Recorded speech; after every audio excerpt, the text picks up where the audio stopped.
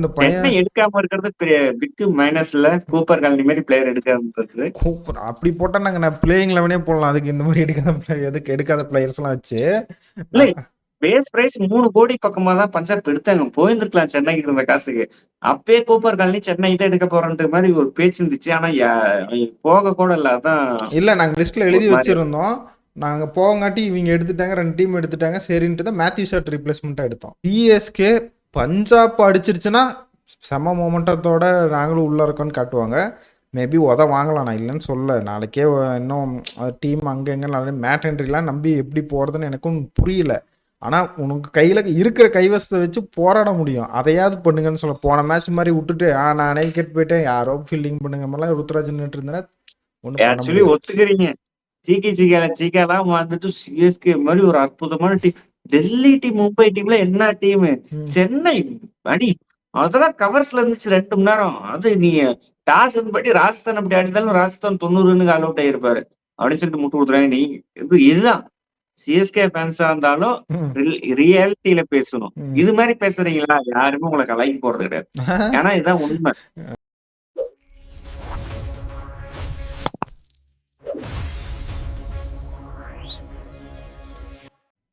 Hello, வணக்கம் cricket கச்சேரி நண்பர்களே. நாளைக்கு முக்கியமான match Chennai super kings Punjab Kings.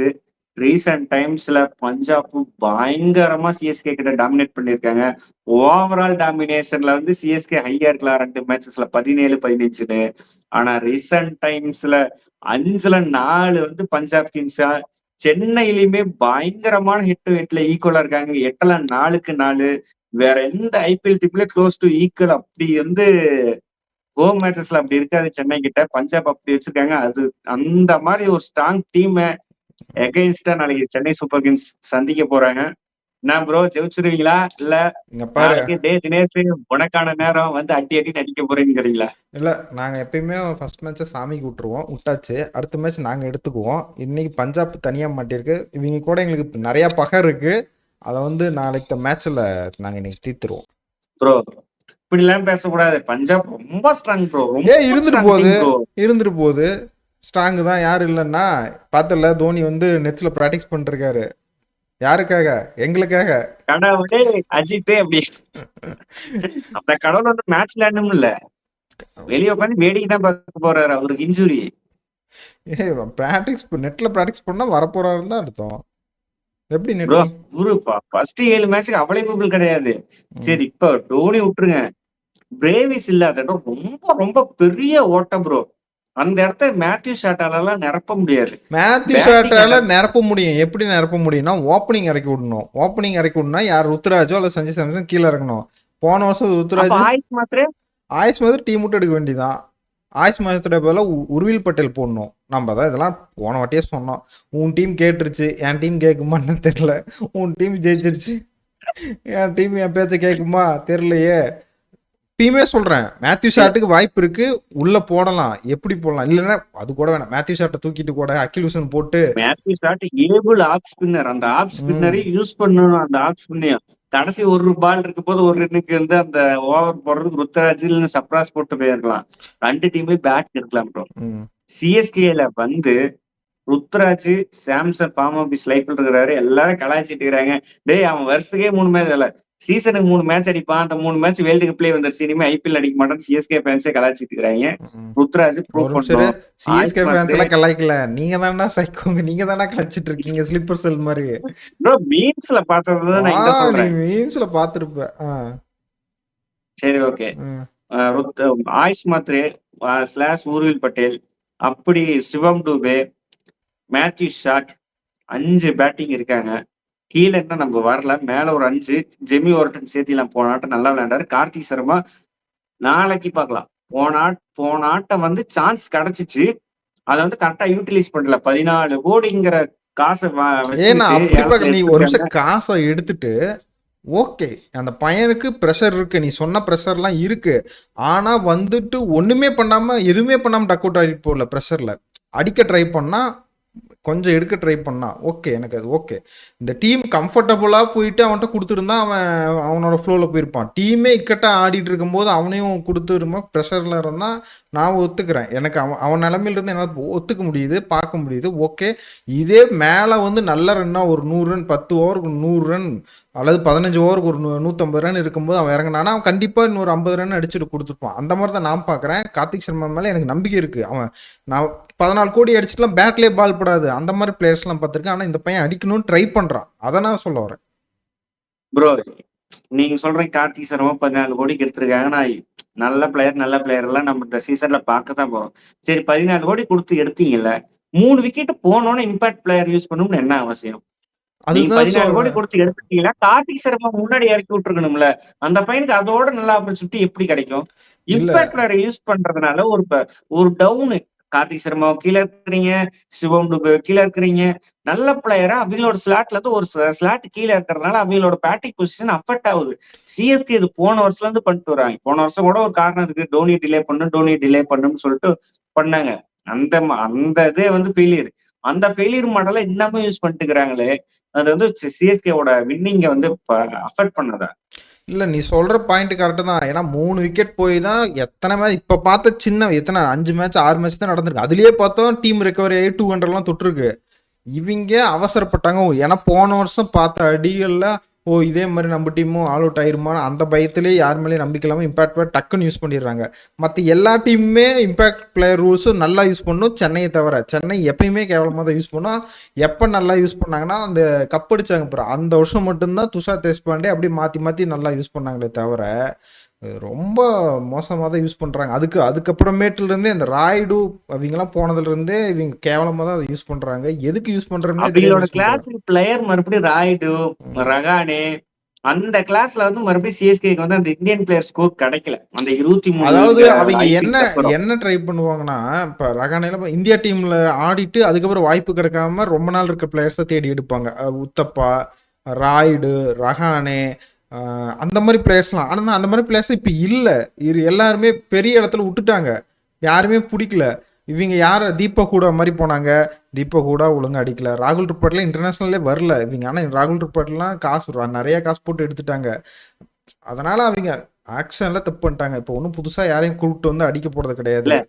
CSK actually எங்க மிஸ்டேக் பண்ணாங்கன்னா பிளேயிங் லெவன்லயோ இங்க வந்து இதெல்லாம் இல்லை, ஆக்ஷன்ல தப்பு பண்ணிட்டாங்க. அந்த ஓட்டை மறைக்கிறதுக்கு என்னென்னமோ பண்ணிட்டுக்கிறாங்க. சரி அது ஓகே. இந்த வந்து சிஎஸ்கே பேட்டிங்கை பத்தி பார்த்தோம். பஞ்சாப் கிங்ஸ் பேட்டிங், பிரப்சிம்ரன் சிங் அவனுக்கு எப்படியாவது அந்த 30 ரன் அடிக்கிற இது இருக்கு. 30 ரன் சூர் சாட்டா 30 ரன் ட்ரீம் லெவன்ல கண்ணை மூடிட்டு எடுத்து போட்டுடலாம். 30 ரன் பிரப்சிம்ரன். பிரியன் சரியா வந்து கடிச்சிட்டாங்க. சூப்பர் காலனி வாட்டா இன்னிங்ஸ் போனாட்டம். அந்த ரஷீத் கான ஒரு 6 103 மீட்டர். அப்பா வாய் அடைச்சு போய் நிக்கிறேன். ஸ்ரேயஸ் தம்பி இன்ஜுரி இல்லாம ஆடணும். உனக்கு சனி பவன் வந்து முதுகுல ஏறி உக்காந்துட்டு இருக்கிறாரு. ஒழுங்கா ஓடு, ஒழுங்கா ஆடு, பார்த்தாடு. உன்ன மாதிரி மக்களின் தலைவன் கேப்டன் எல்லாம் இல்லாம ஐபிஎல் பாக்குறதுல எனக்கு பார்க்கவே முடியாது. சத்தியமா சொல்றேன். செம்ம பிளேயர் ஸ்ரேயஸ் ஐயர். அடுத்து நிகழ் வெதரா வழக்கம் போல சொதப்பிட்டு இருக்கிறாரு. மார்க்கஸ் ஸ்டோனிஸ் போனாட்ட கேச்சிங் பிராக்டிஸ் கொடுத்துட்டு போனாரு. மார்க்கோ யான்சன் இருக்கிறாரு, சசாங் சிங் இருக்காரு. 8 சாலிட் பேட்ஸ்மேன் வச்சிருக்காங்க. ஆனா அதுல யார் ஃபார்ம்ல இருக்காங்க ஈக்குவலா இருக்கு. சென்னைக்கும் சரி வீலுக்கும் சரி. இன்னும் ஒரு ஆட்டத்தை வச்சு நம்ம யாரையும் கணிக்க முடியாது. சென்னையும் பஞ்சாபையும் சரி ஃபார்ம்ல இருக்காங்களா இல்லையாங்கிறது ஒரு 3 ஆட்டம் 4 ஆட்டம் போனாதான் ப்ரோ தெரியும். ஸ்டோனிஸ் ஆனா ஃபார்ம்ல கிடையாது. வேர்ல்டு பிளே பார்த்தேன், ரொம்ப சொதப்பினாரு. கூப்பர் காலனி மட்டும் இப்போதைக்கு நல்ல ஃபார்ம் இருக்கிறாரு. அதே மாதிரி பிரப்சிம்ரன் சிங் எப்பயுமே சென்னைன்னு அடிப்பாரு. என்ன நினைக்கிறீங்க பஞ்சாப் பேட்டிங் லைனை பார்த்து? பேட்டிங்க பஞ்சாப்னாவே அடிப்பாங்க எங்ககிட்ட, அதை சொல்லவா வேணும். அது ஏதோ ஒன்று பண்ணி விட்டு அடி வாங்க வச்சிருவாங்க. மேபி இந்த டீம் நல்ல டீமா இருக்கு. சொல்ல மாதிரி பிரபு சிம்ரன்லாம் பார்த்தீங்கன்னா ப்ரூவ் பண்ணிட்டாரு. டீமே பண்ணிக்கிட்டே இருக்காருனால பிரபு சிம்ரன் 1 சீசன் 1.5 என்ன இப்படி அடிச்சிட்டு இருக்காரு பயங்கரமா. நான் அப்படி கிடையாது, நான் நல்லாவே ஆடுவேன்னு காமிக்கிறாரு. எனக்கு பிடிச்சிருக்கு, பிரபு சிம்ரன் பிடிச்சிருக்கு. அதுக்கப்புறம் அப்படியே பிரியான் சாரியா பார்த்தீங்கன்னா ரொம்ப என்ன நீ சொல்கிறப்ப கண்ணை மூடிட்டு சுற்றிட்டு அவுட் ஆகிட்டு போயிட்டே இருக்கேன். எனக்கு பட்டா 6 4 இல்லைன்னா அவ்வளோதாங்கிற மாதிரி போகிறாரு. அது ஒன்றுமே பண்ண முடியாது. அந்த மாதிரி பேட்ஸ்மேன் எப்படியும் சுத்தினா என்ன, இப்போ இன்னைக்கு அடித்த மாதிரி தான் ஃபின்னால நடிச்ச மாதிரி 25 ரன் ஒரு ஓவரில் வரும். இல்லை அவுட் ஆகிட்டு போயிடுவாங்க. அதை நம்ம ஒன்றும் சொல்ல. இப்ப கூப்பர் போன கோல் வருஷம் பிரியான்ஸ் சாரே சிஎஸ்கே அகைன்ஸ்டா தான் ஒரு அற்புதமான செஞ்சுரி அடிச்சாரு. அதான் சொல்ல போன வருஷம்லாம் அதெல்லாம் ஏன் ஞாபகப்படுத்திட்டு இருக்கீங்க? நாங்களாம் அந்த மேட்ச்ல நிறைய கேட்சஸ் விட்டோம். நீ எங்க டீமுக்கு நீ ஒரு செஞ்சுரி அடிச்சுட்டு ஆமா. போன, அதை விட்டுருவோம். இப்ப கூப்பர் கோல்னி சூப்பரா ஆடுறான் அந்த பையன். எனக்கு என்னமோ இந்த சென்னை பையன் எடுக்காம இருக்கிறது பெரிய பிக் மைனஸ்ல கூப்பர் காலனி மாதிரி பிளேயர் எடுக்காம இருக்குது. கூப்பர் அப்படி போட்டா நான் பிளேயிங் லெவனே போடலாம். அதுக்கு இந்த மாதிரி எடுக்காத பிளேயர்ஸ் எல்லாம் வச்சு இல்ல பேஸ் பிரைஸ் 3 கோடி பக்கமா தான் பஞ்சாப் எடுத்தாங்க. போயிருந்துருக்கலாம் சென்னைக்கு இருந்த காசுக்கு. அப்பயே கூப்பர் காலனி சென்னை தான் எடுக்க போறன்ற மாதிரி ஒரு பேச்சு இருந்துச்சு. ஆனா போக கூட இல்ல. அதான் இல்ல நாங்க லிஸ்ட்ல எழுதி ஒரு மாதிரி வச்சிருந்தோம். நாங்க போகங்காட்டி இவங்க எடுத்துட்டாங்க, 2 டீம் எடுத்துட்டாங்க. சரின்ட்டு தான் மேத்யூ ஷாட் ரீப்ளேஸ்மெண்ட்டா எடுத்தோம். அது நீ நோட் பண்ணா தெரியும். யார் யாருக்கு தேவைப்பட்டோம், மேக்ஸ்வெல், மேத்யூ ஷாட்டு, கூப்பர் கோல்னி ஒரே பேர்ல தான் இருந்தது. சரி இவங்க கிடைக்கலாம், இவங்க அப்படி போகலான்னு பிளான் பண்ணாங்க. மேக்ஸ்வெல் வரலன்ட்டாரு. சரி வீடு கூப்பர் கோல்னி ஆச்சு, அவன் பிட் போட்டான். சரி வீடு நமக்கு இருக்க மேத்யூ ஷாட்டுன்னு அப்படிதான் பொறுக்கி வச்சுதான் இந்த பிளேயிங் லெவன் இப்படி மாட்டி கிடக்குது.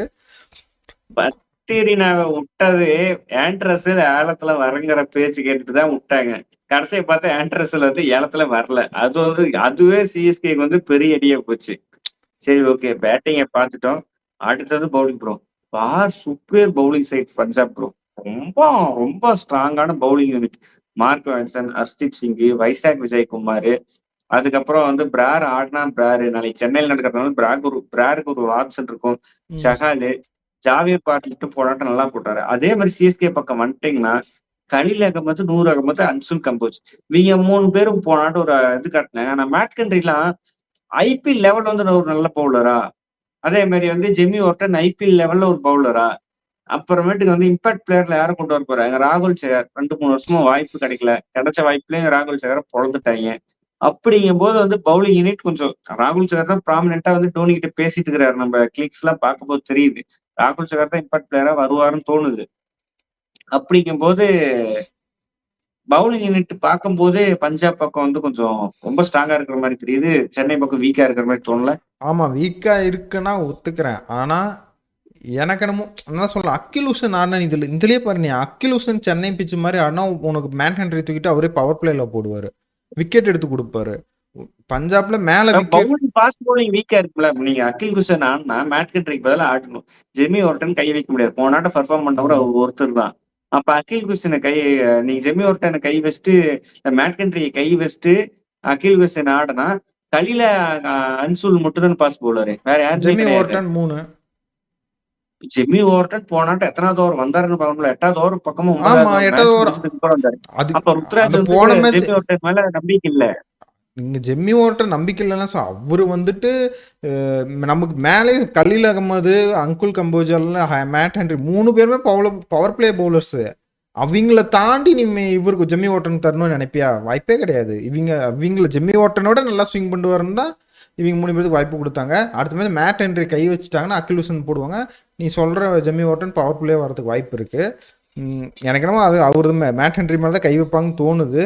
ஏன்னா சென்னையில் ஆடுறதுனால எனக்கு என்னமோ அகில் ஹுசன் ஆடிட்டு உனக்கு அகில் ஹுசன் பேட்டிங் நல்லா ஆடுவார், சூப்பராக ஆடுவார். ஏன் இவங்க அதை புரிஞ்சுக்க மாட்டேங்கிறாங்கன்னே தெரில. இன்னமும் மேத்யூ ஷாட் நல்லாவே ஆஃப் ஸ்பின் போடுவார். நீ எனக்கு என்னமோ கைகோட் போன சீசன் பண்ண மாதிரி நீ பரவாயில்ல, நீ ஒரு ஒன்றா வந்துரு, மேத்யூ ஷாட்டை ஓப்பனிங் இறக்கி விட்டுட்டு இது பண்ணுவாங்க. சிஎஸ்கே கண்டிப்பாக இதை பண்ணுவாங்க. இந்த சேஞ்சுக்கு ஆயுஷ் மாத்திரையை வெளியே உட்கார வச்சுட்டு எனக்கு தெரிஞ்சு இவர் சஃப்ராஸ் கான் உள்ள ஆடுவாரோன்னு எனக்கு நம்ம தோணுது. நான் இதான் கேக்குறேன். அகில் ஹுசன் ஆடிக்கிட்டு மேத்யூ ஷாட்டை வெளியே உட்கார வச்சா அந்தமும் சஃப்ராஸ் மேல இம்பாக்ட் பிளேயர்ல எல்லாமே பிளேயிங் லெவன்லேஸ் 4வது இடம் மேத்யூ ஷாட் வர்றாரு. அந்த 4வது இடத்துல வந்து சஃப்ராஸ் ஆட விட்டுட்டு ஒரு ஃபாரின் ஆப்ஷனா ஒரு ஸ்பின்னரா வந்து அகில் ஹுசேனை வந்து 7வது இடம் 8வது இடத்துல ஸ்லாட்டின் பண்ணா வாய்ப்பு. நீங்க கீழே மேட் ஹென்ரி மேல கை வைக்கிறது அந்த இடத்துல மேத்யூ ஷாட் கை வைக்கலாமே. சஃப்ராஸையோ ஊர்வெளியோ ஆட வச்சுட்டு மேல இந்தியன் பேட்டிங் ஆப்ஷன் தான் இருக்கு சிஎஸ்கே கிட்ட. இல்ல மேத்யூ ஷாட் எனக்கு வேணும். நான் இப்பயும் அதான் சொல்றேன், எனக்கு மேத்யூ ஷாட் ஆடியே ஆகணும் இந்த டீம்ல. ஏன்னா அவரு நல்லா ஆடுவாரு. நமக்கு இருக்க ஓப்பனிங்லேயே இந்த டூப்ளசிஸ் மாதிரிலாம் அவர் ஆடி தரக்கூடிய பிளேயர் தான் அவரு. நம்ம 4th டவுனு 1 டவுன்ல நீ சிரிக்கிறதுனால சொல்ல, அவர் நிஜமாவே அப்படிதான் ஆடுவாரு. பிக் பாஸ் எல்லாம் பாத்தீங்கன்னா தெரியும், வேகமா வந்து அடிச்சு கொடுத்துட்டு போவாரு.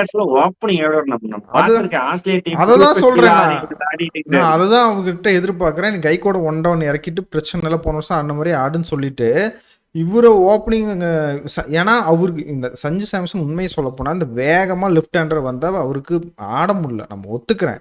கொஞ்சம் அவரோட ஸ்லாட்டிங்ல பால் வரணும், ஒரு 2-3 நாளாக பட்டுதுன்னா அவர் அடிக்க ஆரம்பிச்சிருவாரு. இவர் ருத்ராஜ் ரொம்ப நாளாக பார்த்தீங்கன்னா இந்த T20ல வெளியே எங்கேயும் எனக்கு நல்லா பர்ஃபார்மன்ஸ், இப்போ டெஸ்ட்லலாம் வந்து ஒன் டேலாம் நல்லா பண்ணியிருக்காங்க, ஆனால் T20ல பண்ண மாதிரி தெரியல. இப்போ அந்த ஃபாஸ்ட்டு ஸ்விங் எல்லாம் ஆடக்கூடிய ஒரே ஒரு இப்போ டாப்பில் நமக்கு எக்ஸ்பீரியன்ஸ் ஆனால் மேத்யூ ஷாட் மட்டும்தான். மேத்யூ ஷாட் அந்த 140 பால்லாம் சூப்பராக ஆடுவார். நம்ம ஆளுங்களுக்கு தான் பையன் 145.